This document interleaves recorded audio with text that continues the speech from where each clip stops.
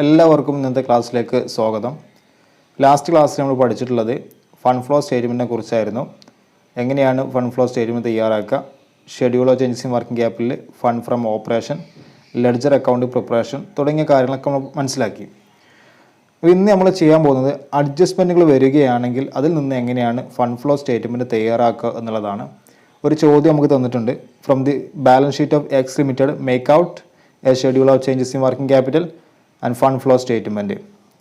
X limited എന്ന കമ്പനിയുടെ balance sheet നമുക്ക് തന്നിട്ടുണ്ട്. 2007-2008 പ്രകാരമുള്ള ബാലൻസ് ഷീറ്റ് തന്നിട്ടുണ്ട്. അതിൽ നിന്ന് ഫണ്ട് ഫ്ലോ സ്റ്റേറ്റ്മെൻറ്റ് തയ്യാറാക്കാനാണ് നമ്മോട് പറഞ്ഞിട്ടുള്ളത്. നമ്മൾ കഴിഞ്ഞ ക്ലാസ്സിൽ അഡ്ജസ്റ്റ്മെൻറ്റ് ഇല്ലാതെ എങ്ങനെയാണ് ഫണ്ട് ഫ്ലോ സ്റ്റേറ്റ്മെൻറ്റ് തയ്യാറാക്കാം എന്നുള്ളത് നമ്മൾ മനസ്സിലാക്കിയിരുന്നു. ഇന്നിതിൽ ചില അഡ്ജസ്റ്റ്മെൻറ്റ് തന്നിട്ടുണ്ട്. അപ്പോൾ ഇത് കൂടി ഉൾപ്പെടുത്തിയിട്ട് എങ്ങനെയാണ് ഇത് schedule of changes in working ക്യാപിറ്റലിനെ, അതുപോലെ ഫണ്ട് ഫ്രം ഓപ്പറേഷൻ, അതുപോലെ തന്നെ ledger account preparation, fund flow statement ഇവ എങ്ങനെ ബാധിക്കുന്നു എന്നുള്ളതാണ് നമ്മളിന്ന് മനസ്സിലാക്കാൻ പോകുന്നത്. അപ്പോൾ ഈ ഒരു ക്വസ്റ്റ്യനിൽ നമുക്കറിയാം അസറ്റ് സൈഡിൽ അസറ്റുകളുണ്ട്, ലയബിലിറ്റി സൈഡിൽ ലയബിലിറ്റീസ് ഉണ്ട്. നമുക്കറിയുന്ന കാര്യമാണ്. ഓരോ സ്റ്റെപ്പിനും ആവശ്യമുള്ള കാര്യങ്ങൾ മാത്രം നമ്മൾ എടുത്താൽ മതി. അഡീഷണൽ ഇൻഫർമേഷൻ തന്നിട്ടുള്ളത് നോക്കൂ. Depreciation of RS 10,000, 20,000 have been charged on plant and land and building respectively in 2008. 10,000 രൂപ അതുപോലെ 20,000 രൂപ പ്ലാന്റ് ആൻഡ് ലാൻഡ് അതുപോലെ ബിൽഡിങ്ങിനും ഡിപ്രീസിയേഷൻ ഉണ്ട് എന്ന് പറയുന്നുണ്ട്.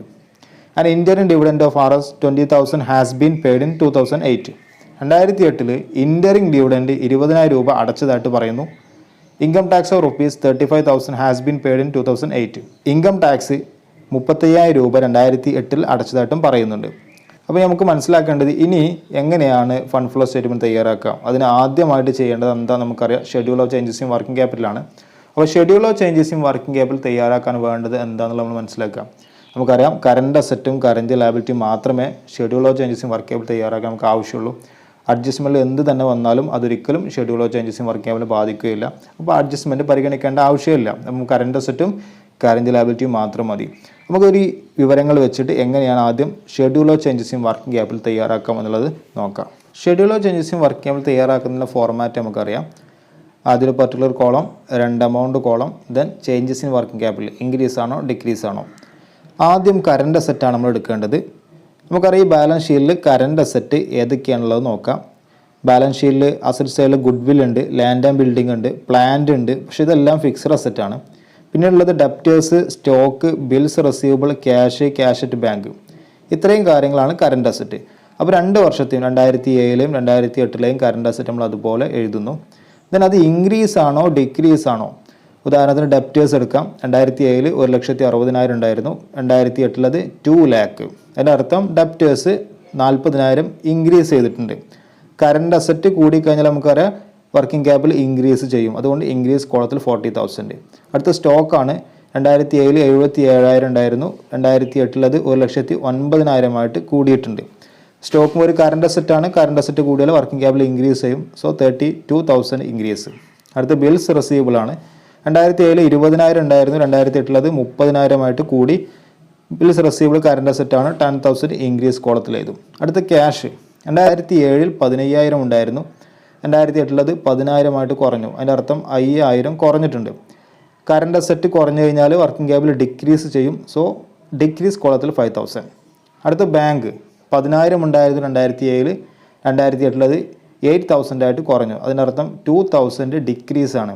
കറണ്ട് അസറ്റ് ഡിക്രീസ് ചെയ്ത് കഴിഞ്ഞാൽ വർക്കിംഗ് ക്യാപിറ്റൽ ഡിക്രീസ് ചെയ്യും. അതുകൊണ്ട് ഡിക്രീസ് കോളത്തിൽ 2,000. അങ്ങനെ എഴുതി കഴിഞ്ഞ ശേഷം നമ്മൾ 2007 കറണ്ട് അസറ്റ് ടോട്ടൽ ചെയ്യുന്നു. 2008 കറണ്ട് അസറ്റ് ടോട്ടൽ ചെയ്യുന്നു. പിന്നെ അടുത്ത് നമ്മൾ എഴുതേണ്ടത് കറണ്ട് ലയബിലിറ്റീസ് ആണ്. കറണ്ട് ലയബിലിറ്റീസ് നമുക്കറിയാം. ഈ ക്വസ്റ്റ്യനിൽ കറണ്ട് ലയബിലിറ്റീസ് സൈഡിൽ നോക്കിക്കഴിഞ്ഞാൽ ഇക്വിറ്റി ഷെയർ ക്യാപിറ്റൽ ഉണ്ട്, redeemable preference share capital, general reserve ഉണ്ട്, പ്രോഫിറ്റ് ആൻഡ് ലോസ് അക്കൗണ്ട് ഉണ്ട്, പ്രൊപ്പോസ്ഡ് ഡിവിഡൻഡ് ഉണ്ട്, ക്രെഡിറ്റേഴ്സ് ഉണ്ട്, ബിൽസ് പേബിൾ ഉണ്ട്, പ്രൊവിഷൻ ഫോർ ടാക്സ് ഉണ്ട്. ഇതിൽ കറണ്ട് ലയബിലിറ്റിയായിട്ട് നമുക്ക് എടുക്കേണ്ടത് ക്രെഡിറ്റേഴ്സും ബിൽസ് പേബിളും മാത്രമാണ്. Provision for tax, proposed dividend ഇത് നമ്മൾ പഠിച്ച സമയത്ത് കറണ്ട് ലയബിലിറ്റി അതുപോലെ നോൺ കറണ്ട് ലയബിലിറ്റി ആയിട്ടും എടുക്കാമെന്ന് നമ്മൾ പഠിച്ചിരുന്നു. ശ്രദ്ധിക്കേണ്ട കാര്യം, ഇതുമായി ബന്ധപ്പെട്ട ഇപ്പോൾ പ്രൊവിഷൻ ഫോർ ടാക്സ് അതുപോലെ പ്രൊപ്പോസ്ഡ് ഡിവിഡൻഡ് ഇതുമായി ബന്ധപ്പെട്ട എന്തെങ്കിലും തരത്തിലുള്ള അഡ്ജസ്റ്റ്മെൻറ്റുകൾ ക്വസ്റ്റ്യനിൽ തന്നു കഴിഞ്ഞാൽ നമ്മളത് നോൺ കറൻറ്റ് ലയബിലിറ്റി ആയിട്ട് ട്രീറ്റ് ചെയ്താൽ മതി. ഓക്കെ. അപ്പോൾ അങ്ങനെ വന്നു കഴിഞ്ഞാൽ നമുക്ക് ഇതിൽ കൺഫ്യൂഷൻ ഉണ്ടാവില്ല. അപ്പോൾ ഇവിടെ കറൻറ്റ് ലയബിലിറ്റി ആയിട്ട് ക്രെഡിറ്റേഴ്സും ബിൽസ് പേബിൾ മാത്രമേ എടുക്കേണ്ടതുള്ളൂ. ദെൻ ക്രെഡിറ്റേഴ്സ് ബിൽസ് പേബിൾ അതിൻ്റെ എമൗണ്ട് പറയുന്നുണ്ട് 55,000 ഉണ്ട്. 2007 ക്രെഡിറ്റേഴ്സ്. അതുപോലെ തന്നെ 83,000 ആണ് 2008 അത് വരുന്നത്. ലയബിലിറ്റീസ് കൂടിക്കഴിഞ്ഞാൽ നമുക്കറിയാം അത് ഡിക്രീസ് ഇൻ വർക്കിംഗ് ക്യാപിറ്റലാണ് ഉണ്ടാവുക. ദെൻ ബിൽസ് പേയബിൾ 20,000 ആണ് 2007 ദെൻ 16,000 ആണ് 2008 അതിൻ്റെ അർത്ഥം ബിൽസ് പേയബിൾ ലയബിലിറ്റി ആണ്. ലയബിലിറ്റി കുറഞ്ഞു കഴിഞ്ഞാൽ ഇൻക്രീസ് ഇൻ വർക്കിംഗ് ക്യാപിറ്റലാണ്. അപ്പോൾ ഇൻക്രീസ് കോളത്തിൽ 4,000 ആണ് അതിൽ ഉണ്ടാവുക. അപ്പോൾ ഇങ്ങനെയാണ് കറണ്ട് അസറ്റും കറണ്ട് ലയബിലിറ്റിയും എടുക്കേണ്ടത്. അത് എടുത്തു കഴിഞ്ഞതിന് ശേഷം നമുക്കറിയാം ടോട്ടൽ ചെയ്യാം. കറണ്ട് ലയബിലിറ്റി ടോട്ടൽ ചെയ്യാം 2 വർഷത്തെയും. എന്നിട്ട് കറണ്ട് അസറ്റിൽ നിന്ന് കറണ്ട് ലയബിലിറ്റി ലെസ് ചെയ്യാം. ലെസ് ചെയ്യുമ്പോൾ കിട്ടും നോക്കൂ. 2008 2,58,000 ആണ് കിട്ടുന്നത്. 2007 2,07,000. ഇതിൻ്റെ അർത്ഥം 2008 കൂടുതൽ. സോ 2008 2,50,000 നമ്മൾ കുറവുള്ള ഭാഗത്ത് കൊണ്ടുവന്നു. ആ ഒരു 2,58,000 2007 2,07,000 നമ്മൾ കമ്പയർ ചെയ്യുമ്പോൾ 51,000 ഡിഫറൻസ് കിട്ടും. That means increase in working ക്യാപിറ്റലാണ്. കാരണം 2008 2007 51,000 രൂപ കൂടുതലാണ്. സോ ഇൻക്രീസ് ഇൻ വർക്കിംഗ് ക്യാപിറ്റലാണ് നമുക്ക് കിട്ടുന്നത്. ഇത് ഒരു കാര്യം തന്നെയാണ് ചേഞ്ചസ് ഇൻ വർക്കിംഗ് ക്യാപിറ്റൽ നമ്മൾ ചെയ്യുന്നത്. അവിടെ ആഡ് ചെയ്യുമ്പോൾ ഇൻക്രീസിൽ 86,000 കിട്ടും. അത് കുറവുള്ള ഭാഗത്തുമ്പോൾ ഡിക്രീസ് കോളത്തിലേക്ക് കൊണ്ടുപോകുമ്പോൾ ഡിഫറൻസ് 51,000 കിട്ടും. അപ്പോൾ ഇങ്ങനെയാണ് ഒന്നാമത്തെ സ്റ്റെപ്പായി schedule of changes in work capital ചെയ്യേണ്ടത്. ഇനി നമുക്ക് ചെയ്യേണ്ടത് നോക്കൂ. ലെഡ്ജർ അക്കൗണ്ട് തയ്യാറാക്കാണ് വേണ്ടത്. പ്രപ്പോസ്ഡ് ഡിവിഡൻഡാണ് ആദ്യം നമ്മൾ തയ്യാറാക്കുന്നത്. നമുക്കറിയാം പ്രപ്പോസ്ഡ് ഡിവിഡൻഡ് അക്കൗണ്ട് വരയ്ക്കുക. Then balance broad down. അതിൻ്റെ ബാലൻസ് ബ്രോഡ് ഡൗൺ നമ്മൾ ക്രെഡിറ്റ് സൈഡിലാണ് എഴുതേണ്ടത്. പ്രപ്പോസ്ഡ് ഡിവിഡൻഡ് ഒരു ബാധ്യത എന്ന് മനസ്സിലാക്കിയിട്ട് നമ്മളതിൻ്റെ ഓപ്പണിംഗ് ബാലൻസ് ക്രെഡിറ്റ് സൈഡിൽ കൊടുക്കുന്നു. ബാലൻസ് ബ്രോഡ് ഡൗൺ 2007 എമൗണ്ട് 42,000 ഉണ്ട്. Then balance carry down 2008 amount 50,000 ഉണ്ട്. ഇനി അതുമായി ബന്ധപ്പെട്ട് തന്നിരിക്കുന്ന അഡ്ജസ്റ്റ്മെൻറ്റുകൾ എന്തൊക്കെയാണെന്നുള്ളത് നോക്കാം. പ്രപ്പോസ്ഡ് ഡിവിഡൻഡ് പെയ്ഡ് എന്ന് പറഞ്ഞിട്ട് 42,000 ഈ കാണിച്ചിരിക്കുന്നത് മനസ്സിലാക്കുക. 2007 പ്രപ്പോസ്ഡ് ഡിവിഡൻഡ് തുക 42,000 ഉണ്ട്. 2008 50,000 ഉണ്ട്. അതിനർത്ഥം 42,000 2007 പെയ്ഡ് ചെയ്തിട്ടുണ്ട് എന്നുള്ളതാണ്. അതാണ് ക്യാഷ് എന്ന് പറഞ്ഞിട്ട് പ്രപ്പോസ്ഡ് ഡിവിഡൻഡ് അക്കൗണ്ടിൻ്റെ ഡെബിറ്റ് സൈഡിൽ 42,000 കാണിച്ചിട്ടുള്ളത്. അടുത്ത് ക്യാഷ് ഇൻറ്ററിം എന്ന് കാണിച്ചിട്ടുണ്ട്. അഡ്ജസ്റ്റ്മെൻറ്റ് തന്നിട്ടുണ്ട്. And interim dividend of RS 20,000 has been paid. ആ 20,000 ആണ് ഡെബിറ്റ് സൈഡിൽ വീണ്ടും കാണിച്ചിട്ടുള്ളത്. മനസ്സിലാക്കുക, പ്രപ്പോസ്ഡ് ഡിവിഡൻഡ് ഒരു ലയബിലിറ്റി ആയിട്ട് ട്രീറ്റ് ചെയ്യുന്നത് കൊണ്ട് തന്നെ ലയബിലിറ്റി കുറയാൻ കാരണമായിട്ടുള്ള കാര്യങ്ങളൊക്കെ നമ്മൾ ഡെബിറ്റ് ആണ് ചെയ്യുക, കൂടാൻ കാരണമായിട്ടുള്ള കാര്യങ്ങൾ ക്രെഡിറ്റ് ആണ് ചെയ്യുക. സോ ക്യാഷ് 42,000 അടച്ചിട്ടുണ്ട്, ലയബിലിറ്റി കുറഞ്ഞു, ഡെബിറ്റ് ചെയ്തു. വീണ്ടും ഇൻറ്ററിം ഡിവിഡൻഡ് 20,000 പെയ്ഡ് ചെയ്തിട്ടുണ്ട്, ലയബിലിറ്റി കുറഞ്ഞു, അത് വീണ്ടും ഡെബിറ്റ് ചെയ്തു. ഇത്രയും കാര്യങ്ങളാണ് പ്രപ്പോസ്ഡ് ഡിവിഡൻഡുമായിട്ട് ചെയ്യാനുള്ളത്. അത് ചെയ്ത് കഴിഞ്ഞാൽ നമുക്ക് ബാലൻസ് ചെയ്യാം. ഇവിടെ കൂടുതൽ വരുന്നത് ഡെബിറ്റ് സൈഡാണ്. 1,12,000 വരുന്നുണ്ട്. അത് നേരെ കുറവുള്ള ഭാഗമായ ക്രെഡിറ്റ് സൈഡിലോട്ട് കൊണ്ടുവരുമ്പോൾ അവിടെ ഡിഫറൻസ് കിട്ടുന്നത് 70,000 70,000 ആണ്. ഈ 70,000 എന്ന് പറഞ്ഞാൽ നമുക്ക് ബാലൻസിങ് ഫിഗർ കിട്ടുന്നതാണ്. ഈ വർഷം പ്രപ്പോസ്ഡ് ഡിവിഡൻഡിലേക്ക് കൊടുക്കേണ്ട തുകയാണ് 70,000. സോ അത് ഈ വർഷം ഫണ്ട് ഫ്രം ഓപ്പറേഷൻ കാൽക്കുലേറ്റ് ചെയ്യുന്ന സമയത്ത് പ്രപ്പോസ്ഡ് ഡിവിഡൻഡ് എന്ന് പറഞ്ഞിട്ട് നമുക്ക് ആഡ് ചെയ്യാനുള്ള തുകയാണ് 70,000. ഇനി നമുക്ക് പ്രൊവിഷൻ ഫോർ ടാക്സ് ആക്ഷൻ ഇതിൻ്റെ അക്കൗണ്ടാണ് ഉണ്ടാക്കേണ്ടത്. Provision for tax action liability ആണ്. അതുകൊണ്ട് തന്നെ ഓപ്പണിംഗ് ബാലൻസ് ക്രെഡിറ്റ് സൈഡിൽ കൊടുക്കുക. ബാലൻസ് ബ്രോഡ് ഡൗൺ 40,000, അഥവാ 2007 തുക. ദെൻ ബാലൻസ് ക്യാരി ഡൗൺ 50,000 2008 തുക. ദെൻ ഈ ഒരു ടാക്സുമായി ബന്ധപ്പെട്ട് നമുക്കറിയാം ഒരു ടാക്സ് പെയ്ഡ് 35,000 എന്ന് അഡ്ജസ്റ്റ്മെൻറ്റ് കാണിക്കുന്നുണ്ട്. ടാക്സ് പെയ്ഡ് എന്ന് പറഞ്ഞാൽ ബാധ്യത കുറഞ്ഞു എന്നാണ്. ലയബിലിറ്റി കുറഞ്ഞാൽ അത് ഡെബിറ്റ് ചെയ്യണം. സോ ക്യാഷ് എന്ന് പറഞ്ഞിട്ട് 35,000 ഡെബിറ്റ് ചെയ്തു. ഇത്രയും കാര്യങ്ങളാണ് പ്രൊവിഷനുമായി ബന്ധപ്പെട്ട് തന്നിട്ടുള്ളത്. ഇത് നമ്മൾ ബാലൻസ് ചെയ്യാം. ഇവിടെ കൂടുതൽ ഡെബിറ്റ് സൈഡാണ്. സോ 85,000 ഉണ്ട്. അത് നമ്മൾ നേരെ ക്രെഡിറ്റ് സൈഡിലോട്ട് കൊണ്ടുവന്നു. അങ്ങനെ വരുമ്പോൾ 85,000 അവിടെ ആൾറെഡി ഉള്ളത് 40,000 ആണ്. തമ്മിലുള്ള ഡിഫറൻസ് 45,000 ആണ്. ഈ ഒരു ബാലൻസിങ് തുകയാണ് ഈ വർഷം നമ്മൾ കൊടുക്കേണ്ട ടാക്സിൻ്റെ തുക, അഥവാ പ്രൊവിഷൻ ഫോർ ടാക്സ് എന്ന് പറഞ്ഞിട്ട് ഈ വർഷം കൊടുക്കേണ്ട തുക 45,000 ആണ്. ഈ 45,000 നമ്മൾ ഫണ്ട് ഫ്രം ഓപ്പറേഷൻ കാണുമ്പോൾ അത് ആഡ് ചെയ്യണം, പ്രോഫിറ്റിനോട് കൂടി ആഡ് ചെയ്യണം. അപ്പോൾ ഇങ്ങനെയാണ് പ്രൊവിഷൻ ഫോർ ടാക്സ് ആക്ഷൻ്റെ അക്കൗണ്ട് ഉണ്ടാക്കേണ്ടത്. അപ്പോൾ നമ്മളിവിടെ പ്രപ്പോസ്ഡ് ഡിവിഡൻഡ് അതുപോലെ തന്നെ പ്രൊവിഷൻ ഫോർ ടാക്സ് ആക്ഷൻ രണ്ടിൻ്റെയും ലെഡ്ജർ അക്കൗണ്ട് പ്രിപ്പയർ ചെയ്തു. അപ്പോൾ അതെങ്ങനെ ചെയ്യുന്നത് കറക്റ്റ് മനസ്സിലാക്കുക. ശ്രദ്ധിക്കേണ്ട കാര്യം അസറ്റ് അതുപോലെ എക്സ്പെൻസ് ഇവ തുടങ്ങുന്ന സമയത്ത് അതിൻ്റെ ഓപ്പണിംഗ് ബാലൻസ് ഡെബിറ്റ് സൈഡിലാണ് എഴുതേണ്ടത്, ക്രെഡിറ്റ് സൈഡിലാണ് ക്ലോസിംഗ് ബാലൻസ് എഴുതുക. ലയബിലിറ്റി, ഇൻകം, ക്യാപിറ്റൽ ഇവയുടെ ഓപ്പണിംഗ് ബാലൻസ് ക്രെഡിറ്റിലും ക്ലോസിംഗ് ബാലൻസ് ഡെബിറ്റിലാണ് വരേണ്ടതെന്ന് കൃത്യമായിട്ട് മനസ്സിലാക്കാം. അപ്പോൾ നമുക്ക് ഇനി അടുത്ത സ്റ്റെപ്പ് എന്ന് പറയുന്നത് ഫണ്ട് ഫ്രം ഓപ്പറേഷൻ കാണുക എന്നുള്ളതാണ്. നമുക്ക് രണ്ട് രീതിയിൽ കാണാവുന്ന സ്റ്റേറ്റ്മെൻറ്റ് രീതിയിൽ, മറ്റൊന്ന് adjusted profit and loss account മെത്തേഡിലും കാണാം. ഇവിടെ ഏതാണ് നമുക്ക് ഏറ്റവും അനുയോജ്യം ആ രീതിക്കനുസരിച്ച് ഫണ്ട് ഫ്രം ഓപ്പറേഷൻ കാൽക്കുലേറ്റ് ചെയ്യാം. ഫണ്ട് ഫ്രം ഓപ്പറേഷന് നമുക്കറിയാം കാൽക്കുലേറ്റ് ചെയ്യാൻ ഇവിടെ നമ്മൾ adjusted profit and loss account method പ്രകാരമാണ് ഫണ്ട് ഫ്രം ഓപ്പറേഷൻ കാണുന്നത്. ഈ ഒരു മെത്തേഡ് പ്രകാരം ആദ്യം നമുക്കറിയാം അതിൻ്റെ ക്രെഡിറ്റ് സൈഡിൽ ബാലൻസ് ബ്രോഡ് ഡൗൺ എന്ന് പറഞ്ഞിട്ട് പ്രോഫിറ്റ് ആൻഡ് ലോസ് അക്കൗണ്ടിൻ്റെ ഓപ്പണിംഗ് ബാലൻസ് ആണ് എഴുതേണ്ടത്. 2007 പ്രോഫിറ്റ് ആൻഡ് ലോസ് അക്കൗണ്ടിൻ്റെ ഓപ്പണിംഗ് ബാലൻസ് 30,000 ഉണ്ട്. അത് നമ്മൾ ബാലൻസ് ബ്രോഡ് ഡൗൺ എന്ന് പറഞ്ഞിട്ട് ക്രെഡിറ്റ് സൈഡിൽ എഴുതി. Then 2008 profit and loss account amount 48,000, അത് ബാലൻസ് ക്യാരി ഡൗൺ എന്ന് പറഞ്ഞിട്ട് ഡെബിറ്റ് സൈഡിൽ താഴെ നമ്മൾ എഴുതി. ഇനി ചെയ്യേണ്ടത് non operating and non fund എക്സ്പെൻസുകളെല്ലാം ഡെബിറ്റ് സൈഡിലും non operating and non fund income എല്ലാം ക്രെഡിറ്റ് സൈഡിലും എഴുതുകയാണ് വേണ്ടത്. അപ്പോൾ നോൺ ഓപ്പറേറ്റിംഗ് എക്സ്പെൻസുകൾ നോൺ ഫണ്ട് എക്സ്പെൻസുകൾ എന്തൊക്കെയാണെന്ന് നമുക്ക് നോക്കാം. ഇതിലൊന്ന് നമുക്കറിയാം ഡിപ്രീസിയേഷനാണ്. അഡ്ജസ്റ്റ്മെൻറ്റുള്ള കാര്യങ്ങൾ ആദ്യം നോക്കിയാൽ മതി. ഡിപ്രീസിയേഷൻ രണ്ടിൻ്റെ കൂടി ആഡ് ചെയ്യുമ്പോൾ 30,000 ഉണ്ടാവും. 10,000 പ്ലാന്റ് ആൻഡ് ലാൻഡും അതുപോലെ തന്നെ 20,000 ബിൽഡിങ്, അങ്ങനെ വരുമ്പോൾ ഡിപ്രീസിയേഷൻ ടോട്ടൽ 30,000. ദെൻ പിന്നീട് വരുന്നത് നമുക്കറിയാം പ്രൊപ്പോസ്ഡ് ഡിവിഡൻറ്റുമായി ബന്ധപ്പെട്ട ഒരു അക്കൗണ്ട് നമ്മൾ തയ്യാറാക്കി. അതിൽ നമുക്ക് മനസ്സിലായി എത്രയാണ് പ്രൊപ്പോസ്ഡ് ഡിവിഡൻറ്റ് കൊടുക്കേണ്ടത്, 70,000 ആണ്. അതുപോലെ തന്നെ പ്രൊവിഷൻ ഫോർ ടാക്സുമായി ബന്ധപ്പെട്ട് നമ്മൾ അക്കൗണ്ട് തയ്യാറാക്കി നമുക്ക് കിട്ടുന്നത് 45,000 ആണ്. അതും ഇവിടെ എഴുതി. ഇനി അതിന് ശേഷം അഡ്ജസ്റ്റ്മെൻ്റ് എല്ലാം കഴിഞ്ഞ് നമുക്ക് ബാലൻസ് ഷീറ്റിൽ നോക്കാം. ഏതെങ്കിലും അസറ്റ് കുറഞ്ഞിട്ടുണ്ടോ അസറ്റ് കൂടിയിട്ടുണ്ടോ എന്നുള്ളത് നമുക്ക് നോക്കാം. ഗുഡ് വില്ല് നോക്കൂ. ഗുഡ് വില്ല് 1,15,000 ഉണ്ടായിരുന്നു, അത് 90,000 ആയിട്ട് കുറഞ്ഞിട്ടുണ്ട്. അതിനർത്ഥം 25,000 ഗുഡ് വില്ല് കുറഞ്ഞാൽ അത് മനസ്സിലാക്കേണ്ടത് ഗുഡ് വിൽ റിട്ടേൺ ഓഫ് ആണ്. So good will return of 25,000 ആയിരുന്നു.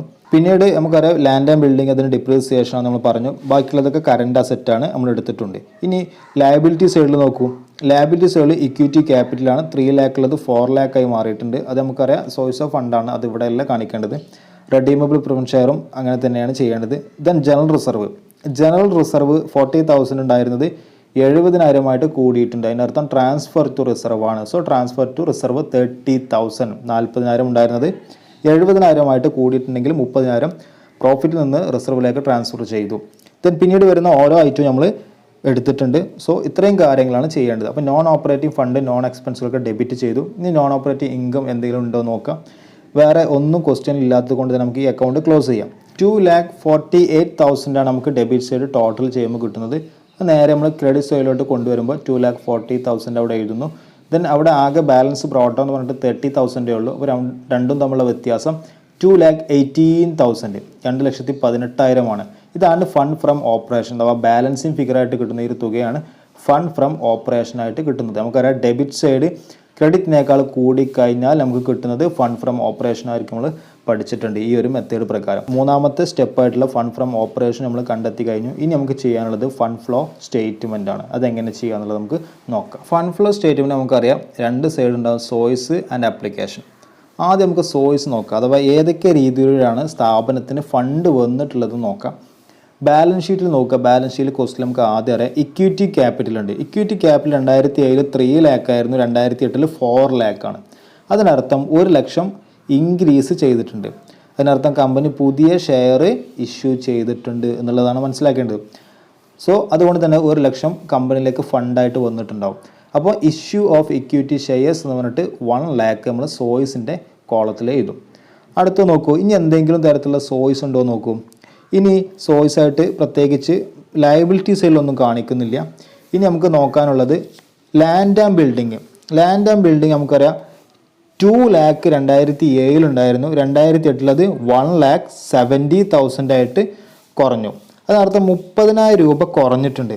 നമുക്കറിയാം ഒരു ഫിക്സഡ് അസറ്റിൻ്റെ വില കുറയാൻ 2 കാരണങ്ങളാണ്. ഒന്നില്ലെങ്കിൽ അത് ഡിപ്രീസിയേഷൻ അല്ലെങ്കിൽ അത് സെയിൽസ്.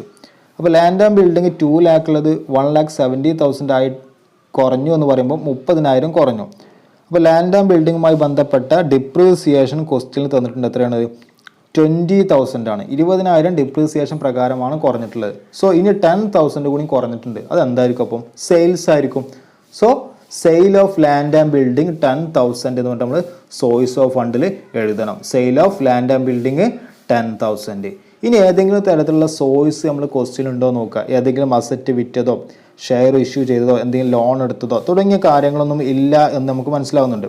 സോ ഇനി നമുക്ക് സോഴ്സിൽ വരുന്നൊരു കാര്യം ഫണ്ട് ഫ്രം ഓപ്പറേഷൻ ആണ്. ഫണ്ട് ഫ്രം ഓപ്പറേഷൻ തൊട്ട് മുമ്പുള്ള സ്റ്റെപ്പിലൂടെ നമ്മൾ കണ്ടെത്തി 2,18,000, 2,18,000 അത് നമ്മൾ സോഴ്സ് സൈഡിൽ എഴുതി. ഇനി നമുക്ക് അപ്ലിക്കേഷൻ സൈഡിൽ അഥവാ ഏതൊക്കെ രീതിയിലാണ് കമ്പനിക്ക് ലഭിച്ചിട്ടുള്ള ഫണ്ട് അപ്ലൈ ചെയ്തിട്ടുള്ളത്, ഏതൊക്കെ രീതിയിൽ ആ ഫണ്ട് ഉപയോഗിച്ചിട്ടുണ്ട് എന്നുള്ളതാണ് നമ്മൾ മനസ്സിലാക്കേണ്ടത്. ഒന്നാമത് നോക്കൂ, പ്രിഫറൻസ് ഷെയർ ക്യാപിറ്റൽ 1,50,000 2007 ഉണ്ടായിരുന്നു. അത് 2008 1 lakh ആയിട്ട് കുറഞ്ഞു. അതിനർത്ഥം 50,000 കുറഞ്ഞു. അതായത് 50,000 രൂപയുടെ പ്രിഫറൻസ് ഷെയർ ക്യാപിറ്റൽ തിരിച്ചു കൊടുത്തു എന്നാണ്. പ്രിഫറൻസ് ഷെയർ ക്യാപിറ്റൽ തിരിച്ചു കൊടുത്തു എന്ന് പറയുമ്പോൾ അത്രയും തുക കമ്പനി ഈ ഷെയർ ഹോൾഡേഴ്സിന് തിരിച്ചു കൊടുത്തു എന്നുള്ളതാണ്. സോ അത്രയും തുക അവിടെ കുറയും. അതുകൊണ്ട് തന്നെ redemption of preference shares 50,000 application സൈഡിൽ എഴുതണം. ദെൻ ഇനി വേറെ എന്തെങ്കിലും ലോൺ റീപേയ്മെൻറ്റോ വേറെ എന്തെങ്കിലും ഡിബഞ്ചർ റീപേയ്മെൻറ്റ് തുടങ്ങിയ കാര്യങ്ങളൊന്നും ക്വസ്റ്റ്യൻ ഇല്ലാത്തതുകൊണ്ട് നമുക്ക് ഏതെങ്കിലും തരത്തിലുള്ള അസറ്റ് വാങ്ങിയിട്ടുണ്ടോ എന്ന് നോക്കാം. ഇവിടെ അസറ്റ് വാങ്ങിയതായിട്ട് കാണുന്നത് നമുക്കറിയാം, പ്ലാന്റ് 80,000 ആണ് 2007 ഉണ്ടായിരുന്നത്. 2008 പ്ലാന്റിൻ്റെ തുക എന്ന് പറയുന്നത് 2 lakh ആണ്. പ്ലാന്റിൻ്റെ തുക എന്ന് പറയുന്നത് 2 lakh ആണ്. അതിനർത്ഥം 1,20,000 യഥാർത്ഥത്തിൽ എന്ത് ചെയ്തിട്ടുണ്ട്, കൂടിയിട്ടുണ്ട്. ഓക്കെ, പക്ഷേ പ്ലാന്റിൻ്റെ ഡിപ്രീസിയേഷനായിട്ട് 20,000 പ്ലാന്റിൻ്റെ ഡിപ്രീസിയേഷനായിട്ട് കാണിക്കുന്നുണ്ട്. നമ്മളത് അഡ്ജസ്റ്റ് ചെയ്ത് കഴിഞ്ഞാൽ അഥവാ ആ ഒരു പ്ലാന്റിൻ്റെ അക്കൗണ്ട് ഉണ്ടാക്കി കഴിഞ്ഞാൽ നമുക്ക് മനസ്സിലാക്കാൻ പറ്റും 1,30,000 1,30,000 യഥാർത്ഥത്തിൽ പ്ലാന്റിൻ്റെ പർച്ചേസ് എന്ന് പറയുന്നത്. ഓക്കെ, അത് നമ്മൾ ലെഡ്ജർ അക്കൗണ്ട് ആക്കി കഴിഞ്ഞാൽ നമുക്കത് മനസ്സിലാക്കാൻ പറ്റും. പ്ലാന്റിൻ്റെ ഓപ്പണിംഗ് ബാലൻസ് അഥവാ 80,000 ഡെബിറ്റ് സൈഡിൽ കൊടുക്കുക, ക്ലോസിംഗ് ബാലൻസ് 2 lakh ക്രെഡിറ്റ് സൈഡിൽ കൊടുക്കുക. എന്നിട്ട് പ്ലാന്റിൻ്റെ ഡിപ്രീസിയേഷൻ എത്രയാണ്, 20,000. അത് നമ്മൾ ഡെബിറ്റ് സൈഡിൽ കൊടുത്തു കഴിഞ്ഞാൽ ടോട്ടൽ ചെയ്താൽ ഒരു ഡിഫറൻസ് നമുക്ക് കിട്ടും. ഡെബിറ്റ് സൈഡിൽ 1,30,000 എന്നുള്ളത് അത് പർച്ചേസ് ഓഫ് പ്ലാന്റ് എന്നുള്ളത് മനസ്സിലാക്കാം. ഇനി വേറെ എന്തെങ്കിലും രൂപത്തിൽ പേയ്മെൻറ്റ് അഥവാ ഫണ്ടിൻ്റെ ഉപയോഗം ഉണ്ടോ എന്ന് നോക്കുക. ഇനി നമുക്ക് അഡ്ജസ്റ്റ്മെൻറ്റ് ഡിവിഡൻഡ് പെയ്ഡ് ഉണ്ട്. ഡിവിഡൻഡ് പെയ്ഡ് എന്ന് പറയാൻ നമുക്കറിയാം 20,000 പ്ലസ് 42,000 നമുക്കറിയാം ആൾറെഡി 2007 കൊടുത്ത പ്രപ്പോസ്ഡ് ഡിവിഡൻഡ് തുകയാണ് 42,000 പ്ലസ് ഇൻ്ററിൻ ഡിവിഡൻഡ് പെയ്ഡ് എന്ന് പറഞ്ഞിട്ട് അഡ്ജസ്റ്റ്മെൻറ്റിൽ 20,000 തരുന്നുണ്ട്. അത് രണ്ടും ആഡ് ചെയ്തിട്ടാണ് ഡിവിഡൻഡ് പെയ്ഡ് 62,000 ലഭിച്ചിട്ടുള്ളത്. ദെൻ ഇൻകം ടാക്സ് പെയ്ഡ് ക്വസ്റ്റ്യനിൽ കൃത്യമായിട്ട് പറയുന്നുണ്ട് 35,000 എന്നുള്ളത്. ഓക്കെ, ദെൻ ഇനി നമ്മൾ എഴുതാനുള്ളത് ഇപ്പോൾ നമ്മൾ കണ്ടുപിടിച്ച schedule of changes in working capital. Increase in working capital ആണെങ്കിൽ അത് ആപ്ലിക്കേഷൻ സൈഡിലാണ് എഴുതേണ്ടത്. ഇൻക്രീസ് ഇൻ വർക്കിംഗ് ക്യാപിറ്റൽ എത്ര ഉണ്ട്, 51,000 നമ്മൾ കണ്ടെത്തിയിട്ടുണ്ട്. അത് നമ്മൾ ആപ്ലിക്കേഷൻ സൈഡിൽ എഴുതുന്നു. അങ്ങനെ രണ്ട് സൈഡും എല്ലാം ഐറ്റംസും എടുത്തു കഴിഞ്ഞാൽ നമ്മൾ ടോട്ടൽ ചെയ്ത് കഴിഞ്ഞാൽ 3,28,000 ആണ് ലഭിക്കുന്നത്. അതിൻ്റെ അർത്ഥം സോഴ്സ് ആൻഡ് ആപ്ലിക്കേഷൻ രണ്ട് സൈഡും ഈക്വലായിട്ട് വരുന്നുണ്ട്. സോ ഇങ്ങനെയാണ് ഫണ്ട് ഫ്ലോ സ്റ്റേറ്റ്മെൻറ്റ് തയ്യാറാക്കേണ്ടത്. അപ്പോൾ ഇന്നത്തെ ക്ലാസ് നിങ്ങൾക്ക് മനസ്സിലായിട്ടുണ്ടാവുമെന്ന് പ്രതീക്ഷിക്കുന്നു. അപ്പോൾ ഇങ്ങനെയാണ് അഡ്ജസ്റ്റ്മെൻറ്റ് സഹിതം ഫണ്ട് ഫ്ലോ സ്റ്റേറ്റ്മെൻറ്റ് തയ്യാറാക്കാൻ നമ്മോട് ആവശ്യപ്പെട്ടാൽ ചെയ്യേണ്ടത്. ആദ്യം schedule of changes in working capital ചെയ്യുക. Schedule of changes in working capital ചെയ്യാൻ കറണ്ട് അസറ്റും കറണ്ട് ലയബിലിറ്റീസും മാത്രമേ നമുക്ക് ആവശ്യമുള്ളൂ. ഒരു അഡ്ജസ്റ്റ്മെൻറ്റും പരിഗണിക്കേണ്ട ആവശ്യമില്ല. ഇതിന് ആവശ്യമെങ്കിൽ ലെഡ്ജർ അക്കൗണ്ട് തയ്യാറാക്കാം. ലെഡ്ജർ അക്കൗണ്ട് തയ്യാറാക്കുന്ന സമയത്ത് ശ്രദ്ധിക്കേണ്ടത് provision for tax, proposed dividend ഇത് നമ്മൾ കറണ്ട് ഐറ്റവും നോൺ കറണ്ട് ഐറ്റമായിട്ടും ട്രീറ്റ് ചെയ്യാറുണ്ട്. ഇതുമായി ബന്ധപ്പെട്ട് എന്തെങ്കിലും അഡ്ജസ്റ്റ്മെൻറ്റ് തന്നാൽ അത് നോൺ കറണ്ട് ഐറ്റമായിട്ട് ട്രീറ്റ് ചെയ്യുക. ഇതിന് അതിൻ്റെ ലെഡ്ജർ അക്കൗണ്ട് പ്രിപ്പയർ ചെയ്ത് കഴിഞ്ഞാൽ യഥാർത്ഥത്തിൽ കൊടുക്കേണ്ട തുക ഈ വർഷം നമ്മൾ adjusted profit and loss account അല്ലെങ്കിൽ ഫണ്ട് ഫ്രം ഓപ്പറേഷൻ കാണുമ്പോൾ ആഡ് ചെയ്യേണ്ട തുക നമുക്ക് ഇതിലൂടെ കണ്ടെത്താൻ പറ്റും. Then last step fund flow statement ആണ്. ഫണ്ട് ഫ്ലോ സ്റ്റേറ്റ്മെൻറ്റ് തയ്യാറാക്കുമ്പോൾ സോഴ്സ് സൈഡിൽ ഏതൊക്കെ തരത്തിൽ കമ്പനിയിലേക്ക് ഫണ്ട് വന്നു അതൊക്കെ സോഴ്സിൽ എഴുതുക. ഏതൊക്കെ രീതിയിൽ ഈ ഫണ്ട് ഉപയോഗിച്ചു എന്നുള്ളതൊക്കെ ആപ്ലിക്കേഷൻ സൈഡിൽ എഴുതുക. ഇതിന് അതിൽ എഴുതാൻ വിട്ടു പോകരുത്.